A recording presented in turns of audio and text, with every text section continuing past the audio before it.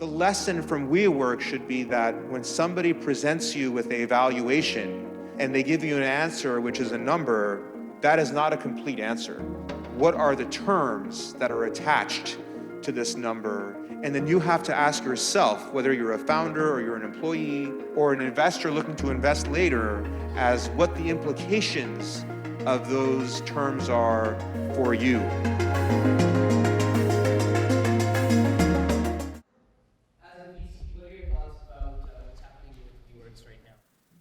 What's happening with WeWork?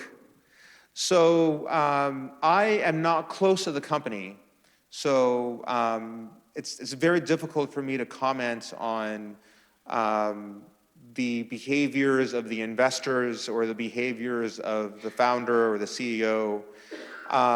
What that does bring to light, what everyone should walk away with, is that valuations are, especially at those later stages of the company,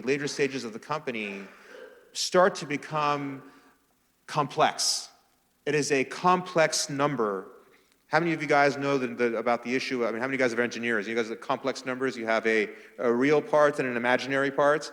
So the real part can be expressed as a real number, and an imaginary part is a whatever. It's denoted by I, which is the square root of -2. So anyway, the point is that when you see the valuation of a late-stage company that's backed by the likes of SoftBank and these later-stage focused firms, the valuation is actually a complex number, and the number that you see is only the real part, is only the part that you can see, and there is this whole imaginary part that's not apparent to the broader world that has a huge impact.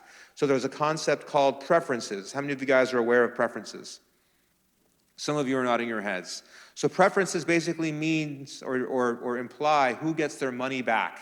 So I can, for example, set a $1 billion valuation on your company for my $10 million investments, but I can set a preference in there where I get 5 times my money back first before any other investor or any other common shareholder gets a dime.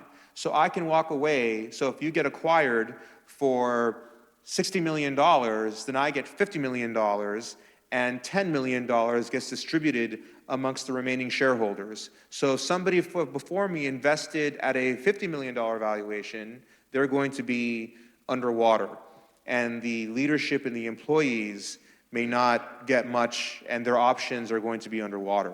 So the lesson from WeWork should be that when somebody presents you with a valuation and they give you an answer which is a number, that is not a complete answer. The answer is, what are the terms that are attached to this number? And then you have to ask yourself, whether you're a founder or you're an employee or an investor looking to invest later, as what the implications of those terms are for you. And as an investor or as an employee, you should also ask yourself, not only what are the implications, but am I aligned? The question that comes up with Adam Newman and SoftBank and the employees is, were all these entities aligned with one another? Does Adam, who walks away with a payday, versus employees whose options are now underwater, were their incentives or are they aligned together with the goal of building a great company? And I'm not going to comment on that because I'm not close to it. But again, the moral of the story, the takeaway is understand what those terms are, what those details are, how it impacts you, and whether or not you are aligned with the people that you think you are aligned with, which is your CEO, your management team, and your investors. Does that answer your question? Okay, there were other questions in the back. Go ahead, straight ahead.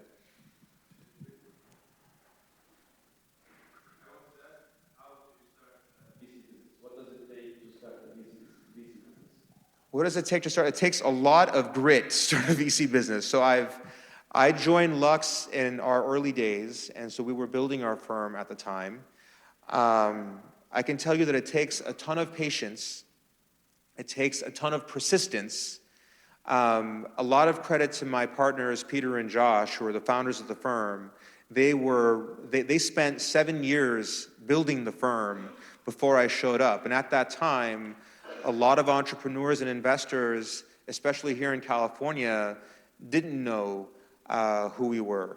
And we had to prove ourselves, and although we still have to prove ourselves to this day, but we had to introduce ourselves and tell people about what we'd done before and what we focus on and what our values are. And it was a lot of effort, but ultimately that effort paid off. And so the question you should ask yourself if you're looking to start a venture capital firm, to the comments that I was making earlier about the abundance of capital in the system, is why does the world need yet another venture capital firm? And the answer to that question should be either, hey, here is a set of founding teams or community of founders that I have access to that other investors do not have access to. There is a pocket of great founders in this geography, or in this discipline, or in this demographic, or there is this nascent market that no founders or entrepreneurs are going after, and I have access to that community of those founders that are going after this. And here's why this is interesting, and you should put money behind me, and this is what you would sell to a limited partner who would be putting up money for the fund, for you to go after that area that other venture capitalists that they're also invested in do not have access to. It's either that, or it's a unique point of view. And that is similar to our story, which is that we had a point of view at a time when a lot of folks were going after internet companies and e-commerce companies and clean tech companies, that we are going after areas that other venture capitalists don't pay a lot of attention to, or kind of put in their other categories, but that is our specialty. So we believe before others understand. We believe before others really pay attention. If a founder goes to a name brand VC firm, that name brand VC firm may not open the door, but that's an area that I appreciate and understand and want to pursue and invest in. And you may be able to sell them on that. So access to a community and a unique perspective and seeing value where others don't. If you can make those cases, then you can potentially access capital and access people to work with you to then go after those opportunities.